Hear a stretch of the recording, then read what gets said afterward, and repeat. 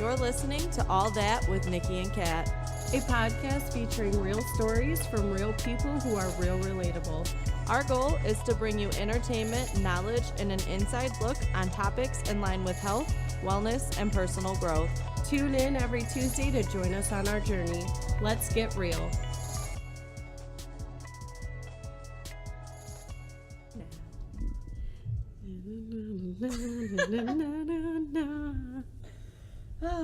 Don't think we're alone now. Anyways, all right, guys. So it's podcast 1. Woohoo! How do you think it went, Nikki? I think it went amazing.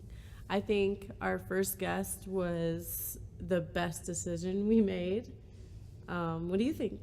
I think Sarah is so amazing, and I was so excited to get to know her on like a deeper level. Mm-hmm.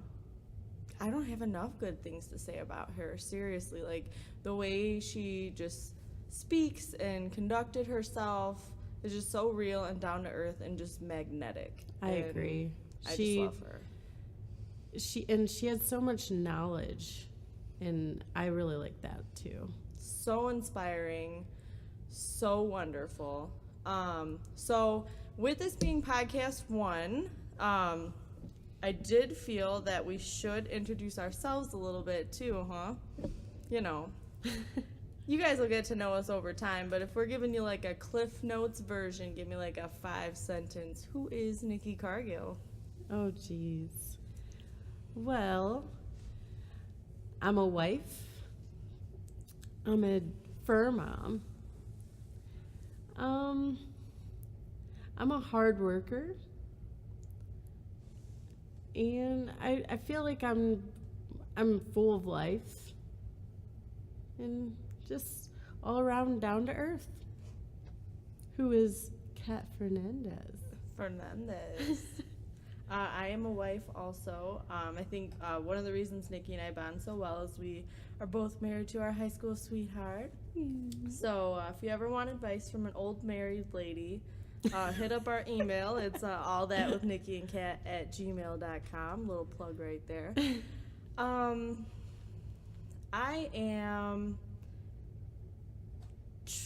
am I? I'm just starting to discover who I am. I'm peaceful yet outgoing. I really try to make everyone laugh, even if it's at my own expense. But I'm constantly wondering, like, what else is out there and what else could we do? So that kind of led us to this podcast and this new adventure. So, you know, the old married lady's got to shake it up somehow. So I like, too, how Sarah talks about how you never really stop finding yourself. Yes. So I don't know, like I thought I kind of knew myself, but like, I mean, I was kind of like that whole, like, I'm 28, it's a whole new me, but like, now I'm just like, whoa. It like hits you, right? Yeah. When she said that, I literally was like, who am I? Who am I? But I don't think that this could have gone better if we planned it to. Nick has been a huge help with the music and with editing. Chris is the mastermind behind our beautiful logo that I hope we're using for a really long time. And Nikki and I have just been working really hard together, and everyone has been so supportive. So we are so excited to share this with you. Yes, and thank you all for all the support you've shown us already. We really do appreciate it. Right. We were talking to each other the other day, and we're like, not really giving them much to go on. Like, they're really cool for just following us, just like by sheer gut. Like, they're like, oh, okay, well, this could be interesting. Like, here's my support. So I think that's really cool, because we haven't really given you too much to go on. And I don't think people are ready for the material we actually are, like, doing. Yes. So I'm excited for that. Your disclaimer. So this is pretty intense. Sarah opened up her entire heart and soul to us, and really just gave us just an educational viewpoint, an emotional viewpoint, a hopeful viewpoint. So if you're going through any type of struggles, she's really hit the nail on the head. We couldn't have asked for a better. I agree. I agree. You guys are definitely going to love this one. Can't wait to have her back. Same. Enjoy, guys. So, Sarah, I got you a present. I got a present? Oh, I love them. This is a moon kite. Ooh. And moon kites are kind of like a personal muse. They're like an all-over energizer to Ooh. help you like connect to and channel your root chakra. Ooh. And they kind of like encourage you to shoot for the stars. So it's like your own personal muse. You're so adorable. Thank you. Oh, yeah, you're so Oh, it's so pretty. I love it. Hopefully you feel, musy. I'm starting to feel it. I'm gonna rub it for a while. So, tell us a little bit about yourself. Who is this mystery woman, Sarah Soyk? I'm literally trying to figure it out every single day. I am figuring out that I don't think you ever really figure out who you are. I think it evolves constantly. Personally, the past year I've figured out how to say no, how to say yes to things, how to get rid of even good things in your life that aren't doing you any good, which is kind of like my moral of this month. Even if something's not hurting you, it can still hinder you from moving forward. So I've been focused on that. I'm a mom, I'm a wife, I'm a cancer survivor, I'm a Crohn survivor, I'm a lot of things. I wear so many hats, like, I forget how many hats I have. So many hats so gracefully. You wear them so well, though. It's rough. But you know what? Somebody's got to pick up these hats and wear them. For sure. Okay, so, a couple of things that, like, I just wanted to double back with, just that you mentioned. So, you do have a son. I do. How old is he? He's 7. Yeah, what's his name? His name is DAngelo. All right. He's full of sass. He's the cutest, though. Yeah, he's, he's a scientist, a traveler. That's what he wants to do. So he's trying to figure out his whole entire existence in his small 7 years, I keep telling him, you got to live your life. You're out here trying to figure out what you're going to do when you're 30. Like, you haven't even gotten to 8 yet. Can we tie our shoes? That'd be great. So he's crazy though. It's so cool to watch him grow up. Yeah, he's full of life, energy, and he is like the root of where I draw my strength for sure. Very cool. Yeah. All right, so what about your man? I feel like Patrick's a pretty cool guy. Patrick runs he has like a little store at our local trade center. I think that's really cool. So he's like a certified professional nerd. Like, he makes money. For his hobbies. Yeah, it's really awesome. I mean, that's always a plus. He literally gets to shop and buy things and then sell them and make money. So literally Nick's life goals. Right. Yeah. Instead, I just have a basement full of stuff. It's seriously same with Chris. Yeah. He just collects and collects. He just keeps getting stuff. And I feel like the booth, like, we call it the booth because it's literally 3 6-foot tables that just so happen to evolve into like showcases and all that stuff now. But when I came to them a couple years ago, about almost 5 years ago, it was in shambles. Like, there was just toys everywhere and garbage, and I was like, what kind of business is this? You need to get your life together. So I came in and cleaned house, and now they're up to like 5 showcases, and now they have like at least 100,000 in inventory. They have to. There's no way that they don't. See, they need a woman in there. They needed a lady touch. Please come and mother this booth because Somebody take this into their arms and make it better. Yeah, he is the most fantastic man I've ever met. And I mean, obviously I'm going to say that because I'm partial, but I mean, he doesn't complain. He works every single day. He comes home, he'll help me with laundry, he'll help me do anything. I mean, yeah, he's lazy, he's a dude, but what dude isn't lazy? Isn't, yeah. Right. I mean, they work all freaking day. They don't want to come home and like nag him. So I try not to let him play his video games or whatever.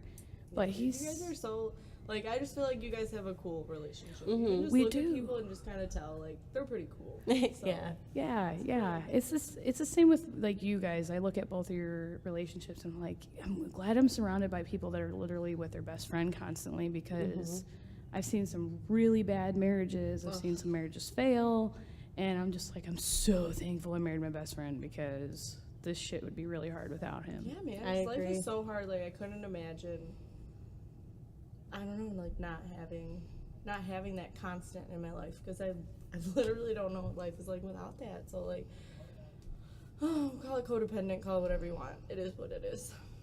I think I'm it's grateful for it. it's healthy to believe in your partner enough to have them be you're the center of your world, because I feel like that's where people and even like moms fail is you're raising your kid to grow up and leave at 18 and go out in the world and become their own, and then you end up neglecting your partner and you're like, now what do I do? I'm stuck with you for the rest of my life and I didn't work on this relationship, so now you're screwed. You're with somebody that you don't even know. Yeah. And I feel like making him my center and then working everything, all the pieces together, it just works a lot better for me. Yeah. I've always said, like, and I know that it's kind of a bold thing to say as a woman that doesn't have children, but I feel like you have, even when you do have children, you have to put your spouse first, and then let me clarify on that, because if you're with the right person, what's best for your child will be what your spouse chooses. Right. And I feel like when you're with the wrong person is when that becomes an issue. So I do like to clarify, but I feel like normally, like, that first sentence just gets people to, like, halt, and they're like, hell no, you better put "Excuse your me." kids first. No. Yeah. But then if putting your spouse first is putting your child second, then I feel like you're going to be with the wrong person, because they wouldn't want what isn't best for your child. Right, exactly. And They would it's never put you in a spot to choose. 150% a partnership, and you both have to agree on something. Doesn't matter if it's as small as, does he get to play his iPad this today or not, or what is he going to eat, where is he going to go. Like, you have to be on the same page, otherwise you're constantly fighting. And Oh he my God, sees being a that. team. Ugh. Yeah, he sees that, and then he's like, oh, well, this is just how a man treats a woman, this is how a woman treats a man, and this is What how life marriage should be. is, Right, yeah. right. So, Because, like, we're literally programming their brains. oh yeah, Like, it's a blank slate. You're programming it. right. You're crazy. literally forming a human vessel to be the best person they can be, and hope that everything you teach them was enough. And then they go out into the world and they become their own, and then that's it. And then you're left with your partner for the rest of your existence. Dude, parenting is so scary. It's It's crazy. Like, I'm so ready. I've been ready. Everyone that knows me knows that I've been bitching about it for years. But then at the same time, like, when it comes down to it, I'm kind of like, oh, that's kind of crazy. It's a little intimidating, but I That's mean, a big responsibility. huge. I mean, You I don't. mess up, then you could create literally like a monster. Look at all this crap happening right now. I know. And it's sad because half these kids that commit suicide or go into a school and shoot them up and stuff, like, they really were just dying for that one-on-one attention, for somebody to show them that they love you. You are okay the way that you are. There's nothing wrong with you for having these feelings. It's just people get angry, people get sad. They just have nobody coaching them and encouraging them to be a better person, do the right thing. It's sad. It's so sad.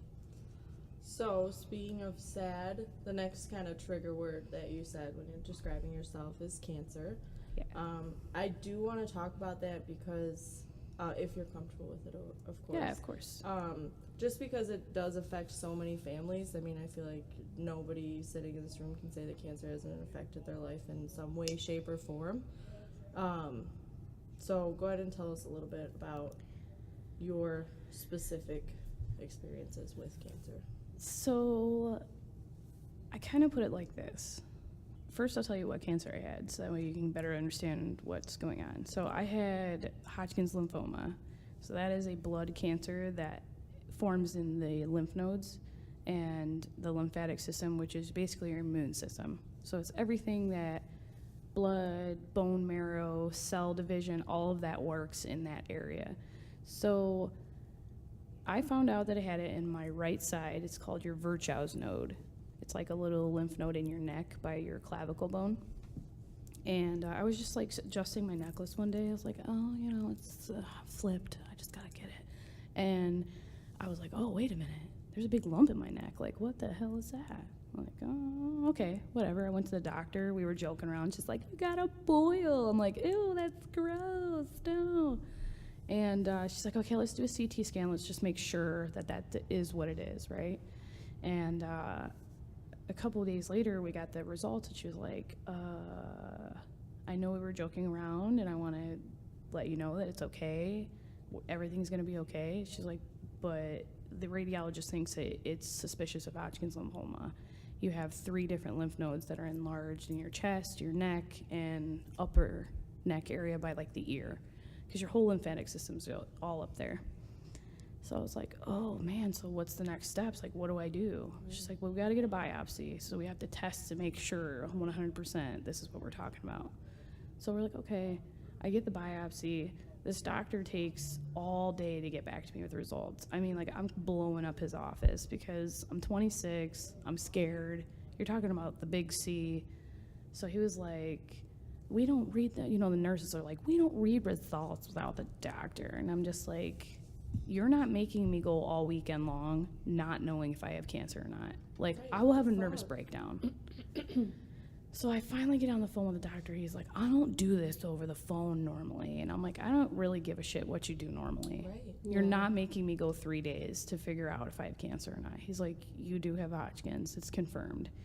I was like, oh my gosh. I felt like my whole world was just bombs going off, blowing up in the background. I'm just like emotional. I'm thinking about my kid. I'm thinking about, I just got married, like in that April. What year were you diagnosed?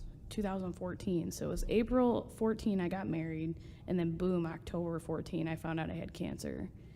So I was just like, oh my God, what do I do? So I see this oncologist in Dearborn, and What's this oncologist? his name is Dr. Khan. He like was supposed to be the best oncologist for hematology, which is blood. He like created this panel of blood. He was supposed to be the best of the best, right? I go there and people are like getting chemo in his office. First of all, I don't feel comfortable with that. I'm like, I'm not sitting in that room with a shit ton of other people with other people in the office. No. Like That's animal. insane. Yeah. No. So first trigger number 1, that wasn't going to happen. He gets in there. This is like the second time I've seen him. He's like falling asleep in the chair, telling me my test results, telling me that I have cancer, literally falling asleep, eyes rolling back. I'm like, excuse me, am I inconveniencing you in some way? Like, do you need a fucking nap before you tell me my test results? I'm like, I'm 26 years old. Like, this isn't a joke to me. This is my life. What are you doing? Right. Oh, I'm sorry, my other doctor's on vacation. I'm like, then why didn't you tell somebody else to take over? Why didn't you do something else? Like, I cannot believe you're telling me this. He told me, like, I needed 14 rounds of chemo. I needed radiation therapy. And this is before he could tell me what stage I was in. So we hadn't even done a PET scan. We haven't done anything yet. He's like, oh, you get 14 rounds of chemo. Radiation. I'm like, Wow. this isn't right. Something's not right, which leads me into, if you ever feel like something's not right, it's not right. Right. So I'm like, okay. I go home, I cry my eyeballs out because I'm like, it's confirmed, I have cancer, I'm scared. Like, what the F am I gonna do? So one of my friends calls me and she's like, hey, how are you going? How's it going on? Like, it's not good. I just found out I had cancer. Like, I'm really scared. She's like, hey, have you ever heard of Cancer Treatment Centers of America? I'm like, no, what are you talking about? She's like, they're on commercials. Why don't you call them? This was a Sunday. I'm like, nobody's gonna fucking answer on a Sunday. But I'm like, I'm gonna give it a chance. Talk to somebody immediately. Talk to a patient that had been going back and forth getting chemo. Because I was scared about that, because they're in Chicago. Like, they're not around here. There's only 5 of them in the country. So I'm like, do I want to be around people? Like, when I get chemo, I'm going to be sick on the plane, people hacking their babies, like, whatever.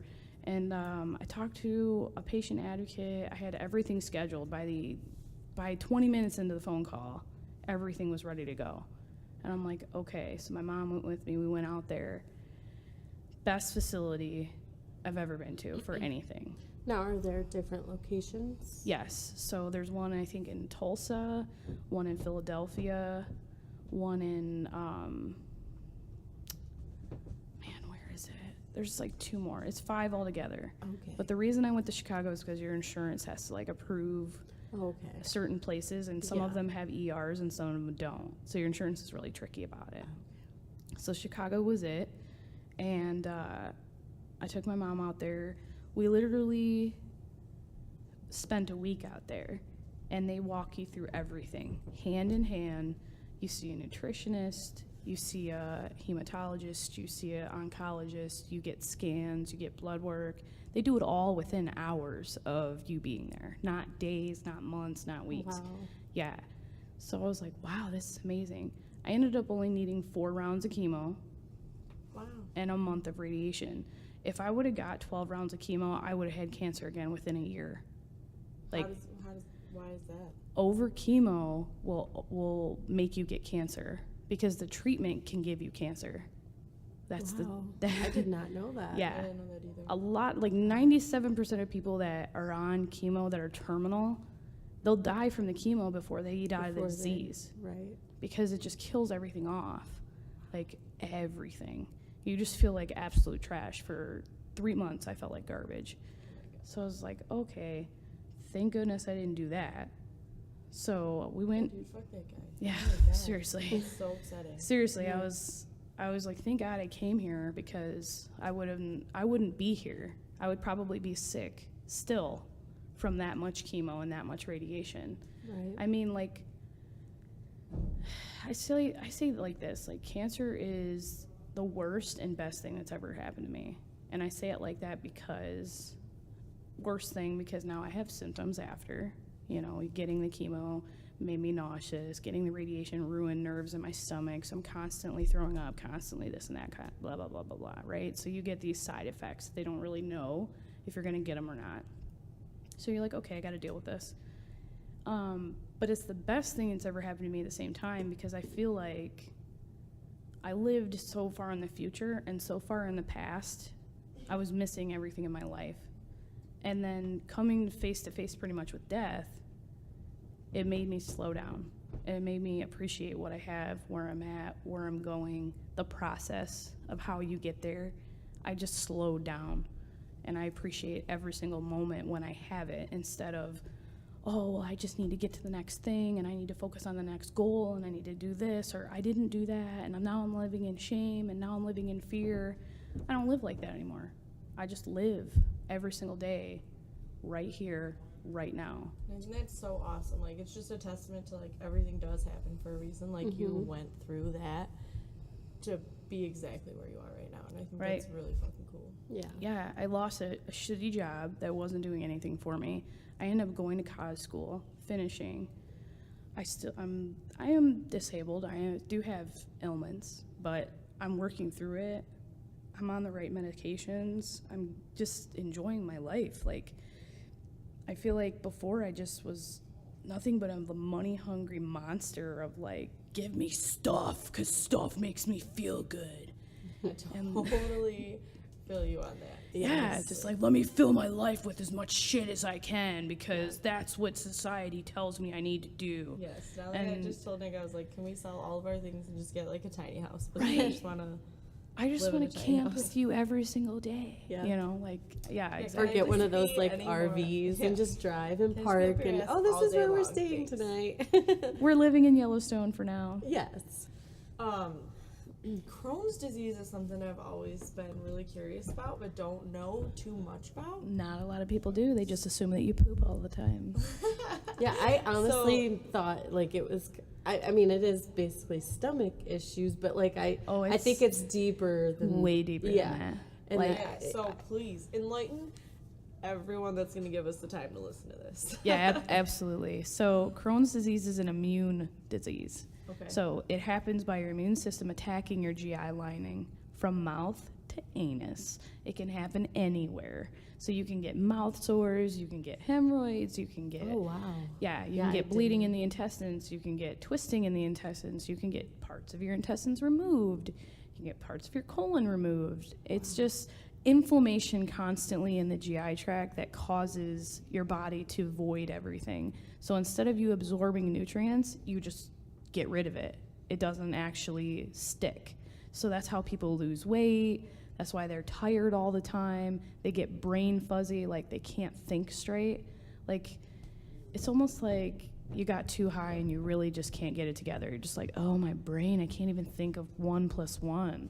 Except it's literally your brain being deprived of nutrients and it can't think straight. So there's that, there's joint pain, there's nausea, there's vomiting, there's bleeding constantly.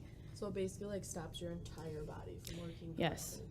yes. Like your body just fucking hates you constantly. That's so crazy. Do you happen to know like stats on like how rare it is? It's not super rare, but it's super rare that I found out late in life. Usually you find this out in a young age, whether you have it or not. Yeah, aren't people usually, they're like born with it or something? Yeah, you are. It's your Mhm. immune system. Okay. Like, yeah, it's nothing you can control. There's nothing you can do to really get rid of it other than take medication. It'd just be like dormant? Yeah, Or- it goes into a remission is what they call it, Okay. Crohn's remission. So, like right now I'm not technically in a remission because I've had to adjust my medication so many times that it's thrown me off. And then insurance company arguing with you because they don't want to give you a $30,000 infusion every month. They'd rather give it to you every other month.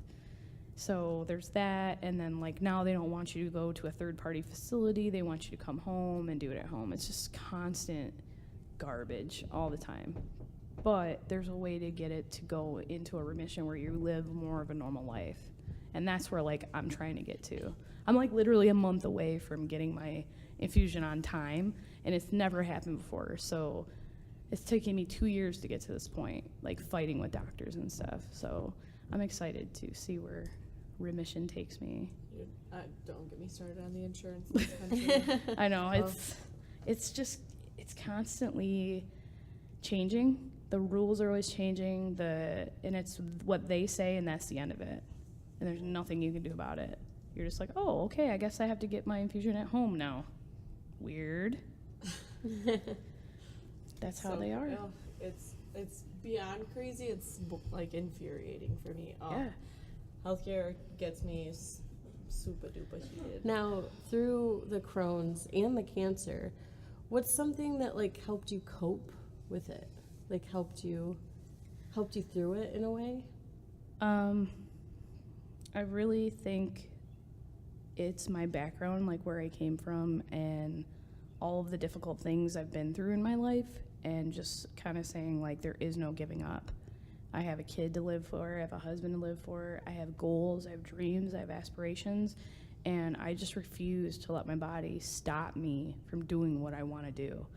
You know, like I just feel like I'm here to make an impactful, meaningful, whatever it is in this world, whether it's talking to people, counseling people, religion, not religion, whatever. I'm here to do something greater than what my ailments are. And I feel like that's what keeps me going, because I know that in the back of my head. I feel like it's deep in my core, I'm going to be bigger than this problem, period. I think that's crazy, man. Your strength is freaking crazy. Her It's strength been is interesting. literally like out of this world. Like Oh, and to I- be so upbeat I all know. the time. Like everything that you've and gone have through, so like, just, like upbeat all the positive time. energy is So, I never it's used to be like inspiring. this. So you talked about how your background helped you like get through it, but I don't know too much about your background. So like, what kind of background helps you get through something this crazy with such a level head and so much positivity? It's a sob story. I need to write a book. Please do. Like, you it- do. I Because mean, you heard it here first. I do. I need to gather it all together and write a book. My mom was a single parent. She got pregnant with me at 16 and struggled to be a single parent. And in those struggles, she learned a lot of lessons, if you will. There was a lot of verbal abuse. There was a lot of physical abuse, especially in her marriage, and it got taken out on me, and it snowballed into this hateful relationship. And then it took me about 5 to 6 years to get out of that mind frame of my mom's not that person anymore. She's not abusive. She's doing better. She's, you know, she does love me, blah, blah, blah. It's just like she was in a bad place at a bad time. And I think everybody feels shitty towards their parents when they're teenagers and stuff. They're just like, I hate my parents. They're terrible. They hate me. All they do is, you know, blah, blah, blah, get on my nerves. And then you get in your 20s and it's like, it was you that kept me back in my life. And then you get to your 30s and you're like, you know, it really wasn't. It was me. Like, you know, like. I was kind of a little shit. So. Yeah, I was a little shitbag, but, you know. So that's something that I've seriously been thinking about lately. Like my mom, oh my God, she went through so much.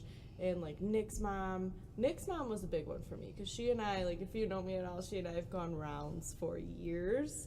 But we finally, like, we're in a pretty good place right now. And I literally just, like, I had this revelation that, like, how much she had gone through by the time she was my age. And it's just like, damn, you know, like. I feel like as you get older, you become more understanding. And if your mind is open, you're willing to allow people to make mistakes because you're like, you can't give what you don't have, lady. Like, literally, my mom can't give what she doesn't have. Right. If she wasn't giving it, she ain't giving it. Like, to just not take stuff so personal and just realize that nobody's, like, intentionally trying to be shitty. No. Like, parents don't intentionally mess up. They're going to do what they think is best. And, hell, like, my mom was so much younger than me when she had a kid, you know what I mean? And then she was with my biological dad, and, like, that's a whole other situation. But I don't know, just to be that young and have to go with all the, like, to be 24, like, moving back in with your parents, going through a divorce, like, because your husband beats you. Yeah. Like, you know what I mean? Like, at 24. Yeah. That's crazy. Yeah. So it's like, that changes a person, you know what I mean? Like, absolutely. It hardens you, like, I don't know. It desensitizes you to the world. Yeah, so I think that it's kind of cool, like, that I've reached a point where I can step back and look at that versus, like, why are you acting this way? And it's like, oh, that's why. Yeah, because the more you place blame on people, the more you're giving them the poison and drinking the poison and expecting them to die. Like, if they don't know that you're upset with them, if they don't try to do anything about it, it's because they probably are unaware of the fact or not mindful enough to know that they're fucking up. Everybody makes mistakes, everybody does stuff, but when you're literally, your mind's closed, there's no way of getting through to be like, hey, you hurt me today, but it's probably because you're hurting. And you have some stuff going on and you're taking it out on me. It takes a way bigger person, way more open-minded to open and understand that. Absolutely. Instead of being like, she's being such a bitch today. Right. And I'm like, just going to sit and talk shit about her all day. What happened with her today? Like, why? Right. Like, or just anyone, like, I don't know, like a bitchy coworker, like, what happened to you in life that you're, like, this upset right now Heck yeah. over nothing? Like, what is going on that you're I literally say a prayer for those people. I'm like, universe, God, whatever form you are, can you just, like, take care of that person? Because obviously they are in so much pain right now because they're literally hurting strangers at this point. That means that nobody in the world is trying to be there for them. You know, that's all you can do is hope for them. I mean, yeah, I get shitty. I'm like, why are you being shitty to me? What the hell? But at the same time, like... Yeah, for sure. I think sometimes we do, yeah, we'll, like, regress for, like, a second, like, what the fuck? Like... And then you're like, nah. I feel like that's us, like, with, like, an egotistic mentality, like, why would you do this to me personally? And it's like, no, it's not personal. Like, they're just having a bad day or a hard time. So. They could have woke up, spilled their coffee all over themselves, had to go to work with a wet shirt, work all day. I mean, there's so many different variables. Is a jerk. Right. They could have just been called in and they couldn't say no. They needed the money. They got 16 kids at home. You know, you don't know. 16 kids. I mean, there's... That was pretty specific, Sarah. You throwing shade? I'm telling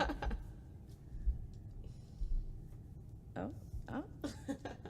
Okay, so you spoke a lot about, like, self-love and how you feel about yourself now and, like, allowing yourself to grow and stuff like that. So, like, do you have a self-care routine? It's scrambled right now, but it's coming together. All of the best ones are. Yeah, I feel like I don't want to say I'm in love with myself yet, but I really like who I am, and I really feel like I can grow to love myself. Once I get to a certain point, I feel like it's going to be like nothing but, ka-chow, look at me. This is me now, you know? I totally feel you. Yeah. It's crazy. It's like, okay, so I'm 28. Which this year was kind of a weird year for me because all of like 27 up until like maybe like 2 weeks before I turned 28, I was like, oh my god. Like I literally wrote on my calendar like RIP 27. Especially in your late 20s, like there's no going back now. To like a point of such like acceptance and almost like excitement because of the fact that like I wouldn't be a younger version of myself. I was just talking to Nick about this in the car today. I was like, I wouldn't mind stopping the age train, but like I definitely wouldn't ride it backwards. Like I don't want to be a 25-year-old cat. I don't even really want to be a 27-year-old cat. 28-year-old cat has been pretty fucking great if you ask me, and you know, I'm cool with it. So, but yeah, self-care, like mine's kind of all over the place too. But you know, some days you just feel like doing different things. So I feel like having a scrambled one is a little less stressful. I feel like what helped me the most, I was telling Nick about this earlier, Deepak Chopra is probably one of the most fabulous professors, writers, all of it. I mean, he just knows what's up. There was his book, Creating Affluence, which is something that I listen to often. And I feel like a lot of the lessons out of there is what helped me come out of that negative space and be open to positivity. And I think that's where it all kind of began.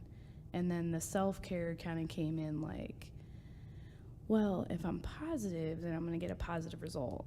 If I'm negative, I'm going to get a negative result. You are what you attract constantly. Yeah, and I think absolutely. that was what, if I say self-care, I don't think like, I'm not going to wake up and I love myself today. It's more like I'm thankful for everything every day. I make sure that I thank the universe, I thank God, whatever you want to call it, it's all the same thing to me. I make sure that I pray for the people that I care about. I'm like, hey, look out for this person, they need some love right now. Look out for that person, they're hurting. This person needs that. I'm like, whatever I got to do, that's my routine. I go through the list. And then after that, I'm grateful again. I'm like, thank you for listening to me. Thank you for being there for me, universe, God. And then I just go forward through the day with that. And I make sure that that's the attitude I'm going into the day with. Like, no matter if I wake up and the first thing I do is throw up, because that sometimes happens, I'm just like, no, this isn't going to be the rest of my day. Fuck that. So it just kind of, that's what keeps me going. Absolutely, man. Mind over matter. Yeah, exactly. Mm-hmm. Yep. Exactly. And the strength. And just keep that positive outlook, to be open to the positivity, because you can really close things off with that negative dialect in your mind, because your mind's like, you're not good enough, you're too fat, you don't meet expectations. And I'm like, no, fuck you, bitch. Because I do fucking meet. Great, yeah, actually. yeah, I am actually, amazing. right? I am fabulous. So, how about that? Watch me strut. Exactly. I think that's what is most important, is keeping that openness constantly flowing, and not to worry about the negative, because that is negative. When you're worrying about something and you're putting that anxiety on it. Oh gosh, I don't want to go to work tomorrow. I don't want to complete this task, and I don't want to talk to this person. Like, as soon as you think that, you're drawing it in. It's coming I will right literally in. catch myself doing exactly that, and then you're just like, no, like I need to either dissolve this or ignore it, because it can't linger. Right. I need to not allow it to just linger. Exactly. Because that's like, that will take up days of your life just thinking about this, when you could just resolve it so quickly, like Yeah. by approaching whatever person or fixing whatever thing is going on, or I don't know, it's crazy. But one time I was at like a seminar, so to speak, and one of the things that he said was, you are only responsible for the energy that you bring. That's it.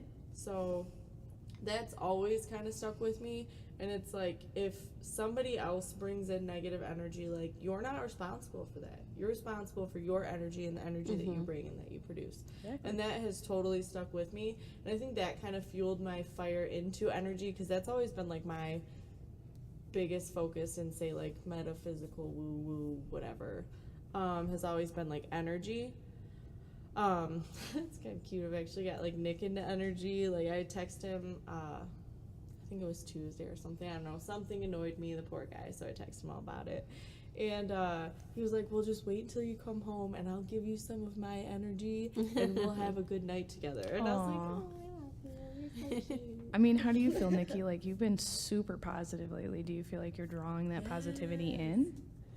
I think so, and I think it's rubbing off on Chris, which is a huge thing for me, and like it makes me feel good, because it's like I want him to feel the positive energy. But like, I don't know, I feel like kind of like Kat, like where when I was about to turn 28, I don't know, I feel like I almost had like a quarter life crisis. Like, okay, so I need to leave the past 27 years in the past, and like I felt like turning 28 was like a new me. Like, I was turning into someone else.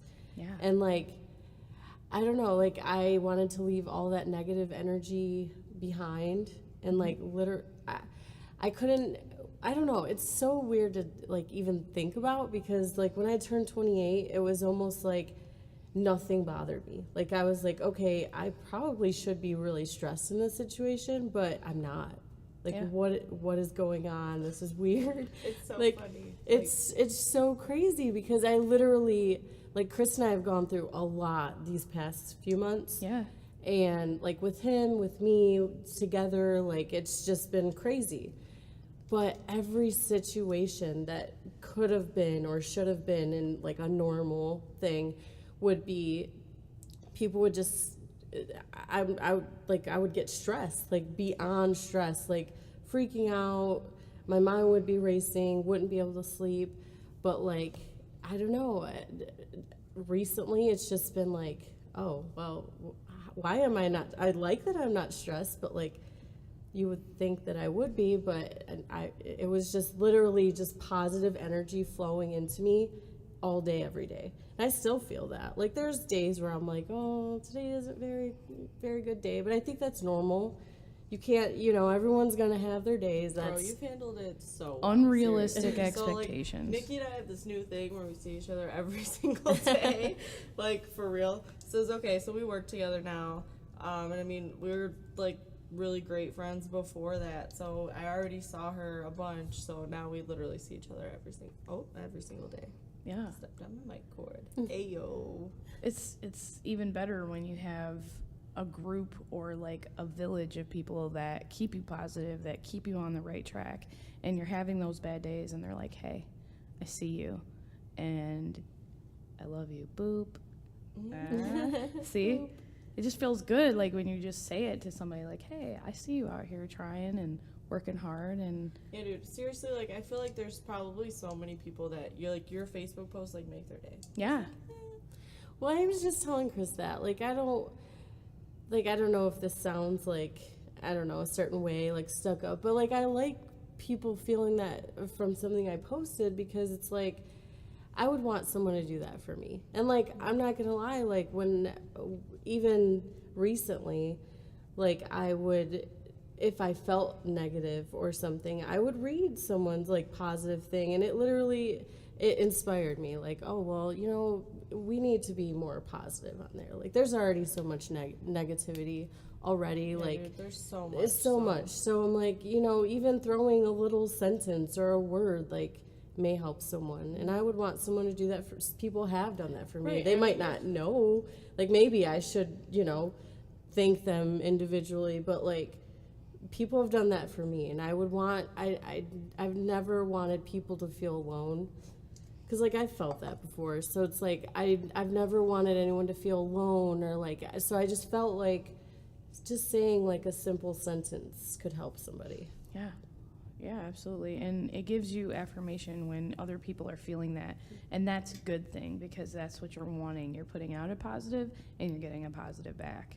So that's good. Don't ever feel like it's, I should be, I shouldn't be feeding off out that. there. Yeah. That like it's okay to be happy that you're contributing something good and positive. Yeah. And just pure, like, it's not even like you're asking anyone to like do anything or like an activist calling or anything like that. Yeah. Like, you're just like, hey, like, you're a good person and I hope you have a really great day. Yeah. Who And the it's fuck like doesn't you do guys that? said, like there's people that like have been through shit, like have been through it all.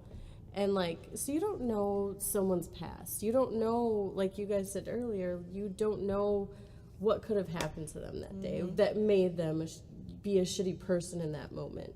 So it's like, maybe I like thinking that maybe I even reach out to people like that You are do. like, you know what, I am enough. Like, I am good enough. You've reached out to me multiple times, and every time that you reach out to me is exactly when I need it. That's just the universe putting you exactly in a line with what you're trying to do. And you're trying to help people. You're trying to heal people. And there's nothing wrong with that. That's a gift. And you should totally embrace it and keep going with it, because the more you do it, the more you're going to feel like you're doing what you're supposed to do. That's your purpose. And you live in your purpose, you're going to be living your life to the fullest. Buddha is, I read the 8 steps to living the Buddha's path. Oh, yeah. And that's what the Buddha did. He just literally lived his purpose, and that's where he found happiness and found the true bliss of that. I'm living in everything that I want to be. I'm everybody that I'm supposed to be, and that's just the way it is. Definitely. I love it. You help me more than you know. It's awesome. And you and I just haven't communicated enough yet. Because we're going to get there. So I was like, I'm really excited for this interview because, like, I know Sarah, but, like, drunk cat knows Sarah better than sober cat knows Sarah. So, I don't know, I was excited to, like, connect with you and, like, actually sit down and have a conversation because I'm really big on first impressions, really big. So, like, I can pretty much know right off the bat if I'm going to connect with you or not. Yeah. And I feel like the first time that I met you, I was like, wow, like, I really love her. Oh, my God, she's so nice. She really did. Like, That's I want to good. be her best friend. Oh, no, I need Plus- more best friends. Plus, like, bring me and it on. Nikki, like, we're always on the prowl for, like, solid couples. Yes. You know, because who Yes. isn't? Oh, gosh, Because yes. nothing is worse than getting super connected to someone's significant other, and then they're like, oh, that guy, he gone. Right. So, That, like- and like I said earlier, like, being with other people that understand that you made a commitment and you're going through with it. Yes. You made this commitment. Seriously. You could have married anyone. And it's, Yep. okay, so longevity is one thing, but longevity and happiness, I feel, is another. Yeah. So, like, the fact that I know that, like, you and Patrick are best friends, like, that's who you want to spend your time with. And, like, you'll understand that I feel the same way, and then, like, she'll understand that because she feels the same way. Yeah. And vice versa. Like, it's just a great thing. Like, I feel like you've kind of accepted, like, she has to specify, like, we are doing this, you and we're gonna go do something, because then otherwise I'm like, oh, well, Nick's our third wheel, like, and we do make Nick the third wheel, like, she and I do our thing, and, like, he'll go and he's very good He'll at tag doing his along, own thing. Yeah. But, like, it's a character flaw. I told you, it goes back to the codependency Well, thing. you're both Taurus, so you kind of like, oh, we don't want to leave you out. You can come with us. Come on. Unless we It get ice definitely- cream. It's so weird. I get super, but then he'll be like, I'll take you to get ice cream, and I'm like, no. No, what the it's fuck? That's not what I both of want. us are bust. Yeah, like, I'm like, never mind. It's my best friend I don't friendo. want it anymore. Okay, like, I kind of want it, but, like, am I gonna get it by myself? So Right. no, but, like, he knows that, and he'll wait, and then he'll be like, well, I'm not gonna get anything, but if we're, like, already in the parking lot, I might still go in. But so he'll wait to tell me because he knows that it breaks my heart. You have to eat it with me. But anyways, so it's just cool when someone else gets it, you know, because Yeah. like it's definitely one of those things, like, you get it Oh, you or don't. you don't, and we just look like assholes. Well, and it's the relationships we have, I feel, are so rare in our generation, especially. Yeah. So it's nice to have, like, really good friends that know exactly what you've gone through in your Right, marriage. 'cause it takes so And, like, much. yes. Oh my God. Like all of that growing you do individually, you do with that person. Oh yeah. And it's Yeah. just like, that's a lot to do because it's hard to do it on your own, let alone do it on With like, a whole with nother someone else's person that terms depends and- on you. Yeah, Yeah. it's crazy. So, like to understand it, like it's really cool to be around other people. Yeah, no, I get it. totally agree. That's why we like coming to all the parties and we like seeing you guys and hanging out, even outside of, you know, partying and stuff like that. It's just, it's cool. And then I see you guys go to the zoo and I'm like, I'm so jealous. I want to go to the zoo. Oh my God, I went to the zoo twice already. I know. I'm like, Yeah. And I would only go to the zoo again this year for you because I'm officially we could zooed go to out. Toledo. Yeah, we Zoo. could go to Toledo Yeah, Zoo. for I'd- sure. I'd be down. with Really? it. Never been. Let's do it. For sure. I got to get this kid out to the zoo. Get him out of the house. These electronics are ruining my kid. He Oh, lost his iPad. Did you see that on Facebook? No. Yeah, somebody either took it or it's in the Oh school my God, somewhere. Yeah, on the last day. Yeah. You know what? Yeah, I did see that because you were like, way to go on the last day of Last school. You guys effing had to day. turn it in. No, nobody turned it in. I No, can't no, no, track but, like, it either. Is it like from the school? Like, you No, turn it no, in? I bought that. Oh shit! Like No, it's that's like yours. his- So That's I like thought- his personal okay, so iPad. Cameron goes to a charter school. My brother Cameron. Yeah, same. goes He to a goes to a charter Okay, school. okay. Where's he go? Summit. Oh, okay. So my brother goes to Summit. Okay. But they like loan out MacBooks and shit. Cause Yeah, okay, they're kids, sponsored by just Apple. Loan out fucking MacBooks. Right, let me get my MacBook. I and had I'll like be a good. math book that was a textbook, by the way, a math book. I had that books was, like, that didn't have covers. held in place by duct tape. There's like no cover on it. I'm like, where's the cover? Somebody They were ate like, it. well, we're about to completely change the way that they do math anyway. So This duct book is tape will be 18 fine." years old. Like, what? Math has changed. Yeah. What was I saying? I don't remember what I was saying before that. Cameron. Oh, they loan out MacBooks, so that's why I thought that because Yeah. like you lease it basically, so like Right. he has Nope. to turn it in at the end. The Of the year. Santa Claus brought this one, and it was his personal iPad. I don't know what would have been your cheaper option: losing the one that you paid your hard-earned money for, or losing the one that you didn't pay your hard-earned money for that you now have to pay. I that luckily Santa Claus got it on sale at Walmart for $100. Oh. So Santa did pretty good that back. year. Savage. Right. Santa was a savage that year. But So what? Because we are a child-friendly show. What do you help Santa do every year?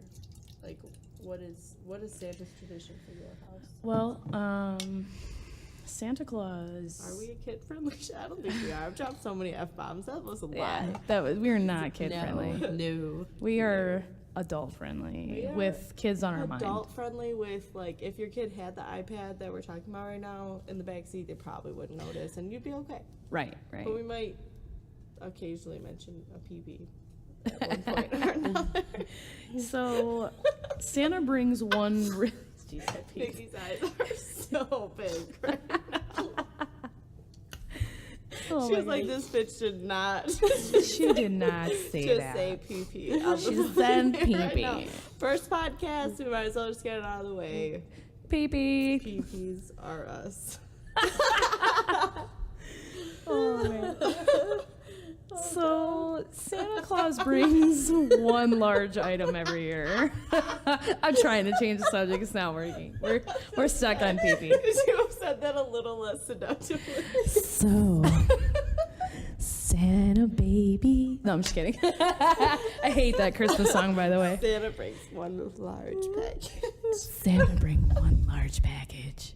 No, that's creepy. Santa brings one large item, one really cool item that's just unforgettable, right? Okay. Last year he brought the iPad. The year before that it was the PlayStation 4, I think. You know, like cool shit. Cool shit. Right. And then we buy everything else. And Santa's gift is usually wrapped a different way. Okay, so you wrap it. I do. I feel like what better than ripping fucking paper off of a present, you know? Like just rip it.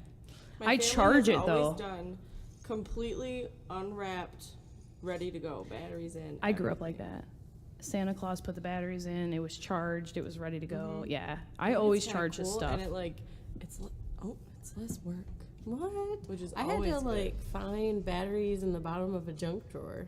You're Like, they didn't oh my come God, in it's with Christmas Day, nothing's open, and I don't have any fucking batteries for my brand new toy. Story of most millennials' lives. Like, what are you What buying me am this I cool gonna gift and I do? can't play with it? But when we were kids, I got like Mancala. Abby Oh, I was my best. Dude, Christmas we present. played And Mancala. She's 13 years young. Go Abby. Go Abby. Go, Go Abby. Go, go. We played Mancala at the what is that? This Imagination Station. They Oh, had like yeah, old yeah. school rocks dug out. It was the coolest thing ever. I had these 7-year-olds like hooked on this game. I was like, yeah, Mancala, play it. You love it. That's mine and Nikki's go-to for sure. I love that game. She loves it because she beats me on occasion. On occasion. I figured I'd rat myself out because there was no way we were mentioning Mancala without her mentioning it. So That she wins every time. Oh, no, she just kidding. cheats. She cheats because like she's got these little tiny hands, and like sometimes the marbles fall out. Then she's like, and goes to this one, and then I'm like, all right, bitch, whatever. That's not true. You're hiding marbles up your sleeve. Just hiding. I don't remember seeing a purple marble. What is this? Witchcraft. This witchery. So, last but not least, this is, I actually wanted to start the show off by having you hold on to this. Because What this is is our it? sharing stone. But since we have already shared, I still want your energy on it. Listen, I'll share it. I got enough energy to go around. Anyone that I share with, I do like to have touch my sharing stone. You scared me for a minute the way you said, "I'll touch mine," and then you were like, "Sharing stone." Like, oh man, what am I touching? What have I gotten myself into? Dun, dun, dun. Sharing stone. Anyways, now that you made it weird, can you Let me back up. Oh, let me touch your stone. No, this is great. Oh, it's so nice. I'll do like I've really been trying to meditate more. So every so often, if I wake up and I'm just feeling strong, anyone whose energy I have like held within the stone in my mind, anyways, I like send good vibes out to them if I happen to be in a particularly strong or positive state, or if I just feel like someone wants or needs a little extra. A little extra oomph today. Sorry, y'all. I run a zoo. We run a small zoo here in LP. Then I'll incorporate that into like my morning meditation. No, it's sesh. great. I'm glad that you have a routine. So if you ever like wake up one day and feel a flutter in your heart, just know it's your girl. It's your girl, cat. Looking at. It'll probably be a Monday or a Tuesday because those are my longer sessions. Oh, Nice. sweet. You have a nice little routine. I like this. I'm a creature of This habit. is beautiful. Isn't I it? love the feel of it, and it fits in your hand perfectly. And I've got little hands, even littler than Nikki. Oh, I have huge hands. Do you want to see? Because I'm Yeah. a monster. So I'll just take that back. Ready? Oh my gosh. My kid and Nick's hands are this much bigger than mine. So my kid's gonna come out palming basketballs, basically. So hopefully they make mama lots of money. Hey. I think mine's gonna either be an astronaut or an archaeologist or something, like out and traveling the world. He's gonna just send me postcards from everywhere. Oh, but that'll be so amazing though, because doesn't like a part of you just wish that you could do that? Just that like wanderlust. Oh no, I live that. Wanderlust. I Wanderlust, literally live that all the wanderlust. time. If I've Oh, That I just giddy wanna go. feeling. I just want to go right now. right, yeah, no, absolutely, but you want to go when the time's right. You want to go when the money's right. You want to go when everything is right. And when that When time is the pops money up, gonna be right? We're not getting any younger. That's what scares me too. oh my gosh, don't live that far into the future. You're right. Like, it's gonna happen when it's supposed to happen. That's just the way it is. Money it flows like blood. It's constantly flowing. It's constantly coming in and out, in and out, in and out. Giggity.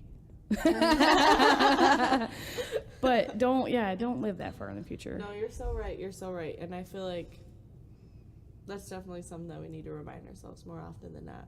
Yeah, don't ever Just be put limitations. fucking present. Yeah, Be present. don't put limitations, man. Hell no, man. No. No Neither limitations. me. Just let everything go. And then when that time pops up, you'll be like, what? I'm planning my vacation to Italy? You say, what?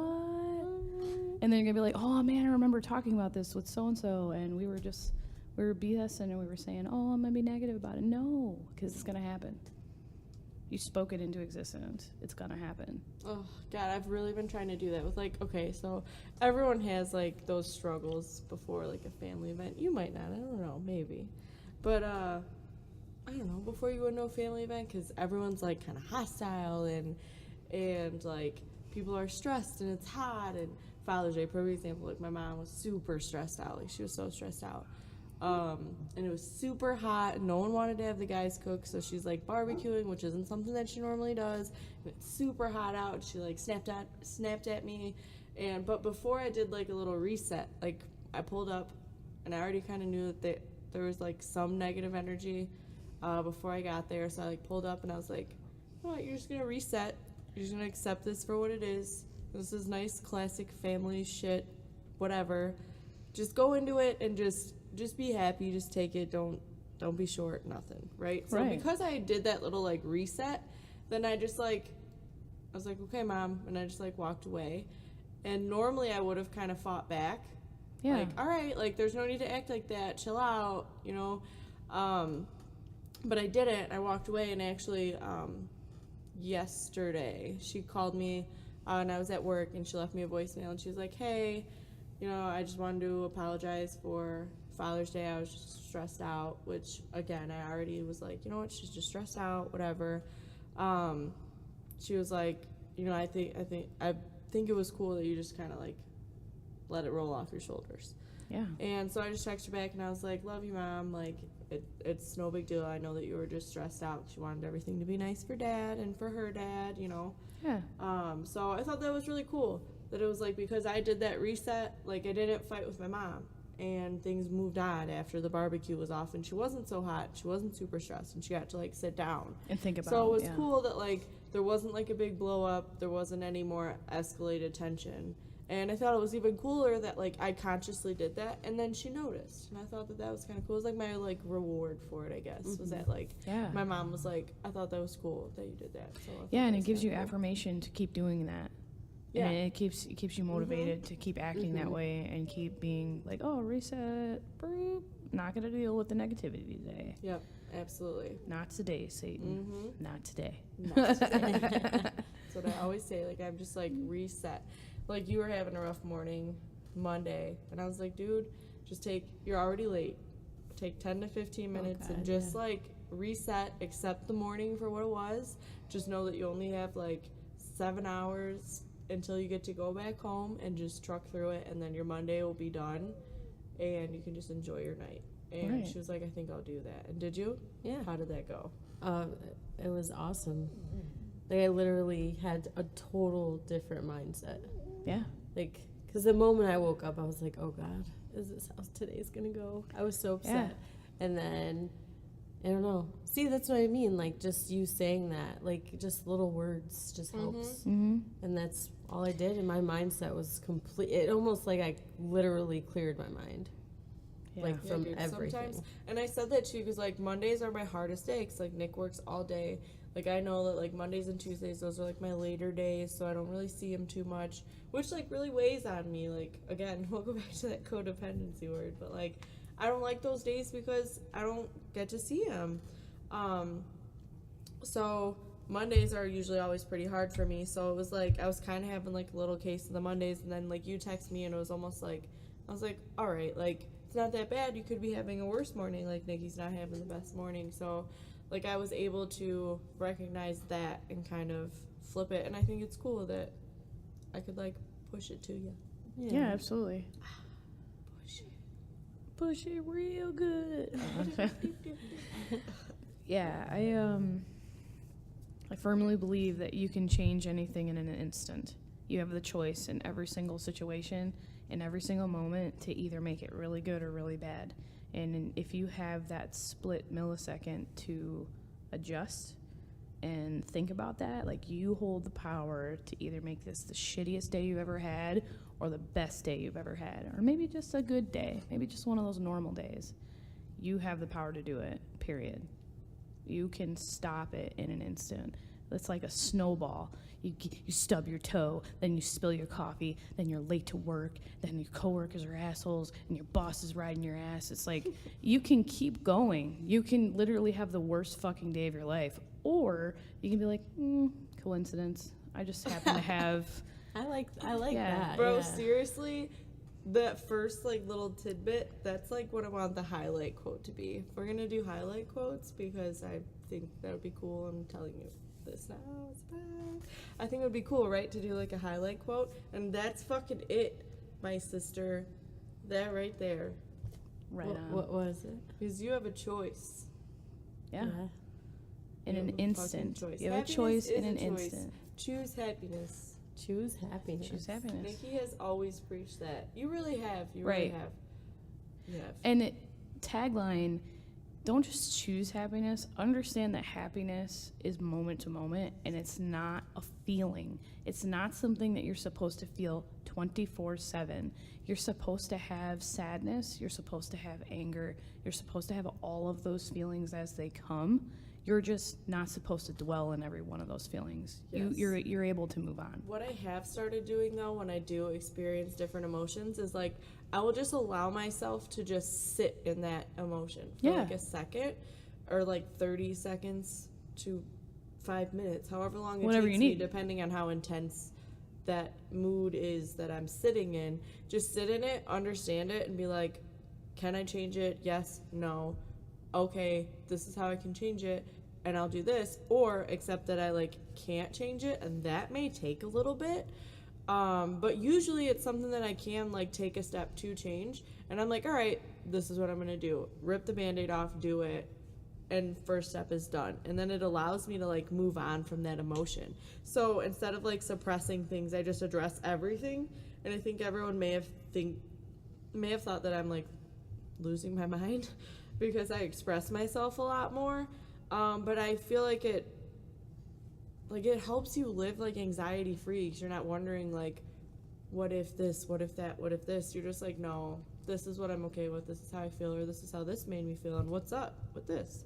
So it's just really helped me not hold like grudges or animosity or Yeah. just anything, because Yeah, I just absolutely. like let it out, man.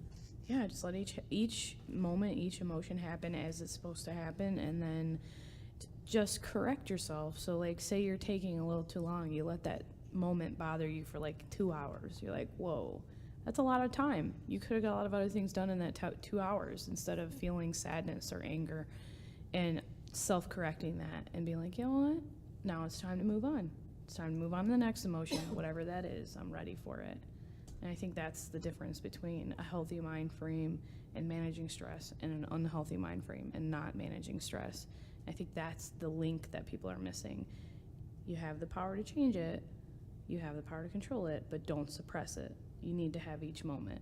You need to have those emotions. They are very important. If you gotta cry, go to your bedroom, grab your big pillow, and cry it out. That's what you gotta do, that's what you gotta do. You gotta whine it out, you gotta yell at somebody, like yell at the pillow, yell at the wall. Do what you gotta do, you know? So I feel like a lot of people, especially now, live with day-to-day illnesses. Yeah. And just you do so gracefully. So what would your like number one advice be for someone who's living with an illness to help them stay in just a positive frame of mind? You are not your illness. I am not my illness. I am not a cancer patient. I am not a Crohn's patient. I am Sarah Soyk. I am a lot of other things, and that's what keeps me out of that mind frame, because I could get into a large slope of feeling sorry for myself, and every day is a struggle, and whine and cry and bitch and moan and complain, but I'm not going to let an illness or a situation control my life. This is my life. I only get one opportunity to make it the best that I can, and I'm not going to allow that negativity and that shame or that guilt or that why woe is me feeling take over my life. That's just not an option. If you don't make it an option, it won't be an option. I feel like the most important thing is committing to that self-love that you talk about, that drive, that will to keep going, to keep fighting, to keep expecting tomorrow to be better and do better and be better. And I think that's what keeps me going, is I know that today isn't, you know, it's not promised. I wake up every day, I could die riding a bike, I could die watching the TV, could fall on me, you know, whatever. I could have any freak accident happen to me, but I just so happen to have more ailments than other people, and that doesn't make me a victim. I'm not going to be a victim of my circumstance. And for a while I was. I mean, for a good 6 months out of 2015, I was a victim to my circumstance. I was negative. I would cry a lot. I was upset. I felt defeated. I felt like I was never going to live a normal life. And then I just radically accepted. I woke up one day and I was just like, no, I can't do this anymore. I'm exhausted from being so negative. It's literally draining the life out of me. I felt like I had like grown in age a year in 6 months. And I was like, no, I can't do it. I have to readjust my life. I have to accept the things that I can't change and move on to the things that I can change. And then I just started doing it one task at a time, one goal at a time. And then I just keep going. I make another set of goals, make another set of resolutions, and I keep going towards those. Some of them fit, some of them I'm not ready for, and I accept that. And I think that's what the difference is in success, is people think that just because you don't achieve a goal, you're a failure. And that's not true. Maybe that goal wasn't the right time, maybe it wasn't the right place, maybe it just wasn't the right goal. And there's nothing wrong with that. And I think if you stay true to yourself and you keep achieving goals and you keep setting them, that's going to make you different from everybody else. I fucking love you. And that's just all gathered information that I've just obtained over the years, you know, like reading and podcasts and just listening to different people and different lives. And I mean, when I go to the cancer treatment center, I'm around people that are in stage 4 cancer, and they're like, how are you doing? How's it going? How's your family? Da da da da. You know, they're not like, woe is me, I'm dying of cancer, you know? Right. Why is it that people that have gone through experiences like you, like, this is why. We're learning why. People that go through experiences like what you've experienced are so positive and so vibrant and fucking happy. Because they know that you have to live presently. Like, you can't dwell on what's happened, and you can't change. Like, you can't predict what's going to happen. So it's like they just live presently, and it frees you from so much negativity and guilt and just worry that, like, it's so beautiful. And like, Excuse me. so beautiful. No, it's I mean, I keep talking about it positively, right? There's bad things that happen. Like, I've lost a lot of people along the way. And most recently, her name was Lisa Cannon. So shout out to Lisa in heaven, because she's the most fabulous fucking person I've ever met. She did the dancing chemo stuff. So every time she'd do chemo, she'd dance. And she'd record herself, and her daughter would dance, and it was just beautiful. She took a really scary thing, getting chemo, scariest fucking thing. First of all, they come into the room fully gowned, fully covered, and they're putting that shit in you. So that's just scary. So she's like, she gets all the bugs out. Well, I would go and eat with her family when I came there. I would visit with her. I would talk with her. I talked to her online. She got me through a lot of stuff. And I lost her this year. And it wasn't anything she could have done better. It was just her body wasn't fighting anymore. And I hate when people, and this is my point, I'm coming around to it, I hate when people say she lost her battle to cancer, or he lost his battle to cancer. They didn't lose shit. They fought. They didn't lose it. It just got the better of their body. Your body can only fight for so long. You only have so many cells. You only have so much going on. Like, they didn't lose it. It's just, it was too powerful. And I think it should be better known as, instead of they lost their battle, they moved on to the next level. They went to heaven. They went to the next level of whatever this life is. You know what I mean? They graduated out of this, out of what we got going on here. You know, it's not a negative thing. Just because somebody passes away, I don't believe that somebody's life force is over. I mean, quantum physics literally proved last year that your life force never dies. It gets absorbed into the universe and it goes right back into whatever else. Like, energy cannot be created nor destroyed. So it just goes right back into the universe and it gets absorbed, and then you go to wherever that is. I don't know what it is. I don't know if it's reincarnation. Who knows? We don't know yet. But I truly believe, like, that positive feeling, like, she's okay. Those people are okay. They're doing fine. And I think that being more positive about it instead of being like, they lost their battle. Like, no, they didn't. They fought. They fought for a long time. I mean, I think she had cancer for like 5 years. I think that's a pretty winning battle, if you ask me. Like, it's a long time to fight, you know? It's just... That's such a cool way to look at it. It really is. Like, yeah. I never, like, I by no means am a quantum physicist, but that aspect of it's pretty cool. Yeah, I read that. I can't remember what blog I read it on, but they, you know, science and NASA and everything, they're all trying to figure out what happens when we die. Ooh, so scary. Like, I don't know if it's just because I've been through a couple near-death experiences that I'm not scared to die, because this isn't the end for me. My energy will go on and do other things, and that's just how it is. I just truly believe in that. And whether that's a godly thing or a higher power thing or whatever you want to call it, like, it doesn't matter, because to me it's all one. All the universe is one. Everything is fluent, everything flows, it just is. We exist, we go back into the universe, and then we either come back as a beautiful tree or another person or a bug or whatever, a beautiful butterfly, a cloud in the sky, whatever the universe needs you for, you come back.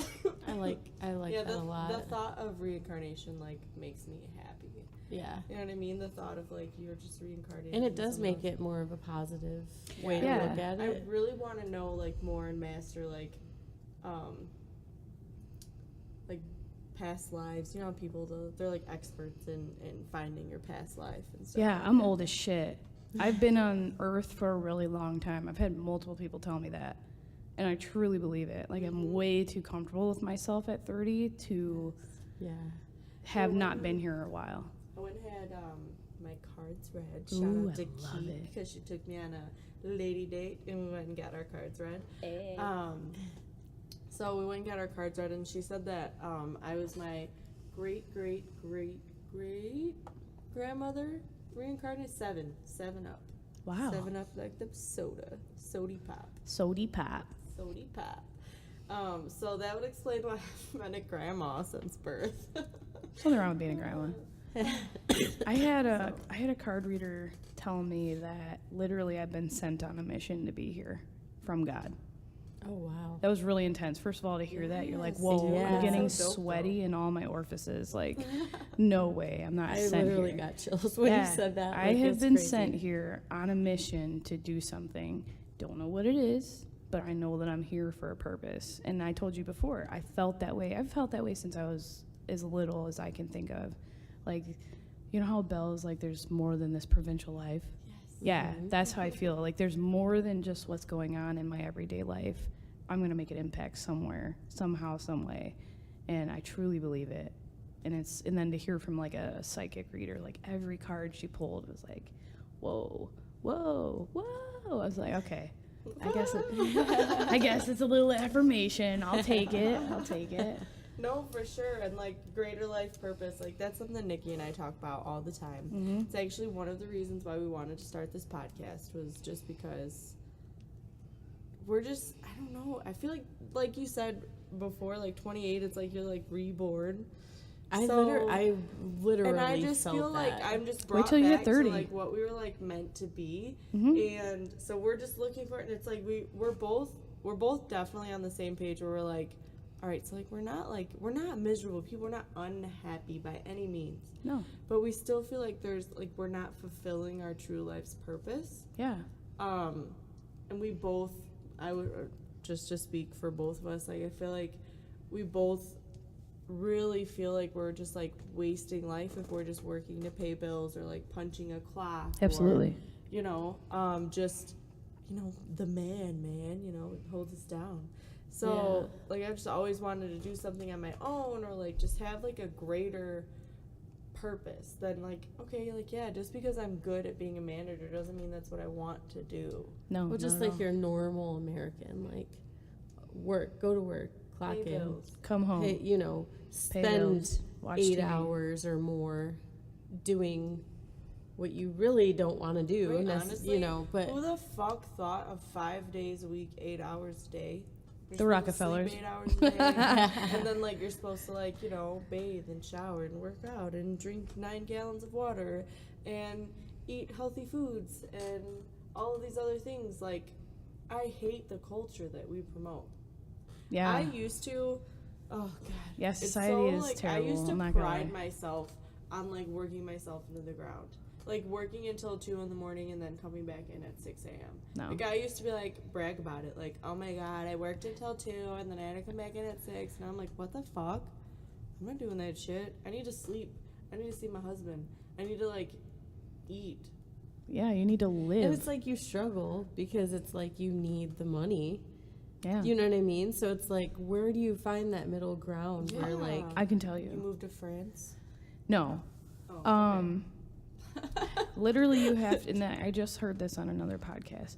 You literally have to know when to say no to even good things. Like that job might be let's making you circle money. back to that because you said that earlier and I was like, Yeah. what That- does she mean? Right, that job that's making you money might be holding you back from making more money somewhere else, doing something else.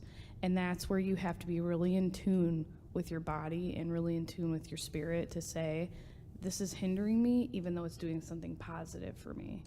You can't live in that hope, that fear of, oh, if I let go of this job, how am I going to pay my bills? How am I going to do this? How am I going to do that? Bro, Everything I'm thinking falls. The same thing. I all literally the time. struggle with that. 'Cause Every it's Monday like, morning, I'm like, so I think I'm gonna quit my job today.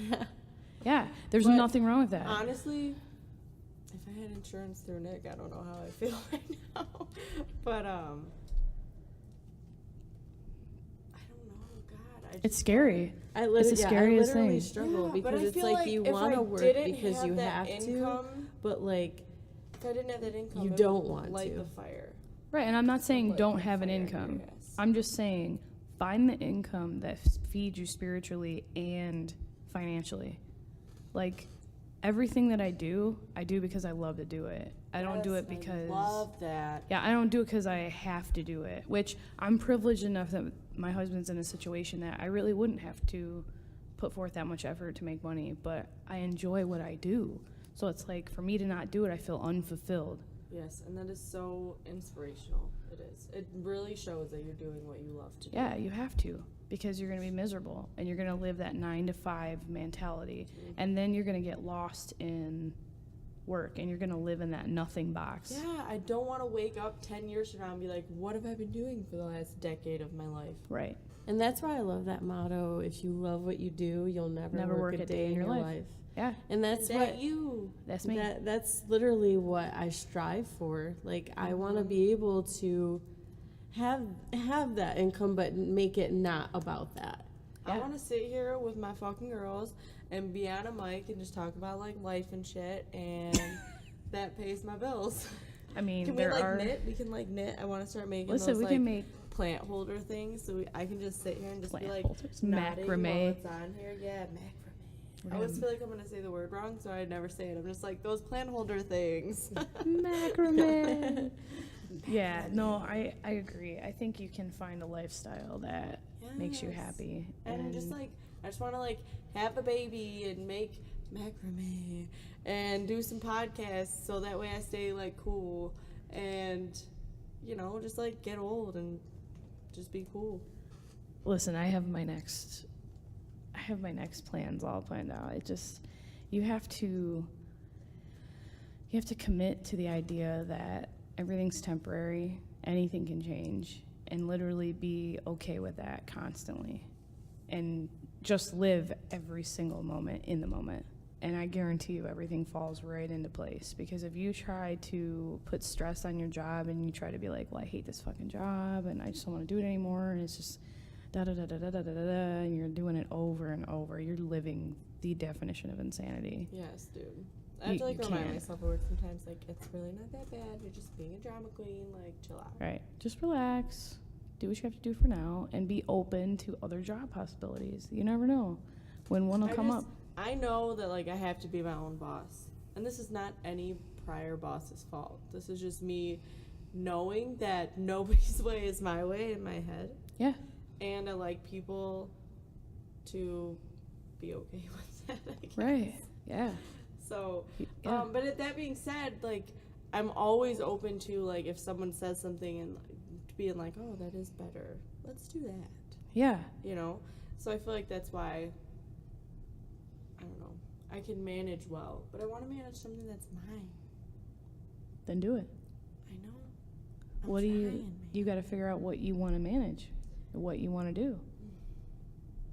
Be open to it.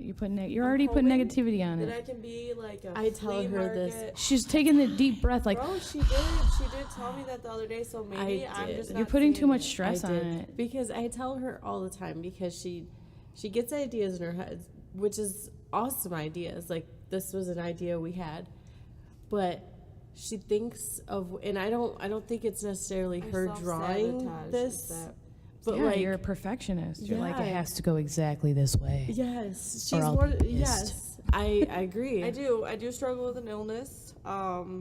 It's getting worse with age. I do struggle with OCD very badly. Listen, that's okay. I will Nothing find wrong with myself that. like walking through the house aimless, like just like looking for things to be wrong to like fix. Yeah. I'll seriously like walk into a room, like situate one thing, walk in another room, situate something else. I'll walk into the house thinking about something, but knowing that I have to do something else, and like, I don't know. Yeah.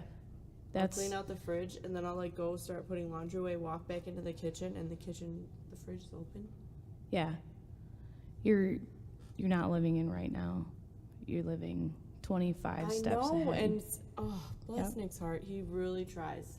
We try to keep each other present because he's really good for like just staring at his phone for Hours. yeah, like I'll like talk to him and he'll be like, what, and then Yeah. like I'm always like, well, I can't be, like in the moment because I'm thinking about like what's going on in the rest of the house or what's going on tomorrow, or I can't think about talking to you right now because I have to figure out what's gonna happen an hour from now or whatever. Right. Like I like can't fully like focus or relax until all of those things are like resolved in my head. So he really does sometimes have to be like, Have you ever just wrote it down? Just stopped and been like, whoa, I have too many things. I need to write it down. I do write lists. When I write lists, I do feel No, like very just like free mentally write it. satisfied, but nothing consistent. Free write it. Don't even put a list on it because you're putting too many stipulations because it's got to be organized. Then you get frustrated because it's not organized. It's not the way you want it. Literally just be like, every thought that comes in as you have it, write it down. And then when you stop with the thoughts, you'll have that empty space and you'll be able to be like, oh, I was thinking too many steps ahead. I need to calm down and bring it back 56 notches because I'm all the way in next week and I need to be right here, right now. I'm missing out. And it's going to take practice for you because you're so used to that anxiety and that pressure to do 56 things that you really don't have to do right now, but you're avoiding something. Yeah, I definitely feel like acceptance is the first step. Yeah. So I've definitely accepted it. It's something that I've never like truly like taken a step back like, oh, I guess I'm a little nuts. Like, what's You're not going though. on? There's tons of people that have OCD. I always say that with endearment as one Yeah. of you. So like I've definitely noticed that it is something that is going on. And you know what's So- fantastic is the fact that you recognize it. Because a lot of people go through life and they don't even recognize they have a fucking problem. And at least you're like, hey, I really have this issue and I'm trying to work on it. That's the first step in fixing a problem is the fact that you recognize you even have a problem in the beginning. Yeah, dude, because like sometimes like people will come over and I'll like be in the house cleaning instead of just like I can clean up the mess later. Like I can't hang out with this person later, so like you should just leave the mess. Social and clean anxiety. it a little bit. and socialize, because no one's gonna be like, oh, Kat's house was really fucking clean when I was over there the other day. I thought it was they're really gonna be fucking clean like, when I walked through it. I was oh. like, shit, I wish my house was this clean. Thank you. That's I told you about that. So, anyways, I want them to be like, wow, like Kat was like really intriguing. We had a great conversation and I had a wonderful time, and she was a great host. Not like, oh my god, there wasn't a dish in her sink. Yeah, no, it doesn't matter. I don't look Right, at that that's what I'm shit. saying. Yeah. I'm gonna So be it's looking like- at you like, why are you cleaning so much? Come sit down. Can you please just have a fucking seat? Just sit down. I want to see your face. I think you just put a little too much pressure on yourself. I You know, need it's to. weird. I'm my mother's child, so thank Hey, Mom. shout out to mom because she did good. Be a bunch of nutbags, mommy. Nothing wrong with that. No, I don't think there's anything being wrong with being nuts. I feel like No, I think everybody's we're all- a little nuts. We're all a little nuts. Yeah, because I mean, it's variety is the spice of life. It'd be really boring if we all were just so perfect and, you know, had it no problems. We would just be like, wah, wah, wah, wah, wah. You know, I mean, it wouldn't be interesting. It wouldn't be even interesting to talk to you about your anxiety because it would just be so fucking boring. I'd be like, you know. Well, I think this has been a really great conversation. I think so too. I also think I'm going to pee my pants pretty soon. Oh, shoot. So that's another glorious quality of me. I can't believe I've gone this long without peeing, because that's all that I do. She's got the bladder size of a pea. Just talk and pee. I don't know if I'm 9 months old or 90 years old. Either way, I pee a lot. So it's about that time for me, ladies. Did you have any last words you would like to say? Leave me with an inspiration. I just want to be like a... Okay, I'm gonna do my best. I'm on the spot. I know, I'm sorry. I would say, overall to everybody, first of all, if you don't hear it enough, I love you. I love everybody. I'm that weird hippie that will love you no matter what. And I think you should know that it's okay to be imperfect, and you're beautiful just the way you are, and you are everything the universe wanted you to be. And I think what mostly people need to hear is failures are not bad. Failures are good. It lets you know that you're off track so you can get back on track. I also think people should know that they're not alone. There's other people out there that question all of these things and want to work to be a better person and want to be a more positive person and want to be happier. And you're not alone in your journey. There's a bunch of us out there looking for that. And I think most importantly, you should love the person that you are and the person that you're going to be, because right now is only right now. You have no idea what's going to happen 10 minutes from now, 10 years from now. So just love yourself right now. Be you. Be Kat. Be Nikki. Meow. Be Sarah. Be Sarah. Be Sarah. Be you, baby. Yeah, be beautiful. Be beautiful, be bold, be brave, be honest. Be present. Be present right Yes. now. Yeah. And just do it with full intent and all love, Absolutely. for sure. All right. Enjoy your day, y'all. Enjoy Thanks for your day. chatting with us. It's been Thanks for Thanks for tuning in, being fantastic. here, guys. Sarah. You're the fucking shit. Listen, mean- I want to be on this more often. Yeah. Yeah. You're our favorite guest. I love it. Yeah. You're so far the best guest that we've ever had. It's ever. the best. We're going to look back on these and be like, we were terrible. No, I'm just kidding. We were terribly awesome. All right. Wait, it's Peace and love, y'all, from your girls. Peace, thank love, you and hair for grease. tuning in, guys. Yeah, we out. See you next week.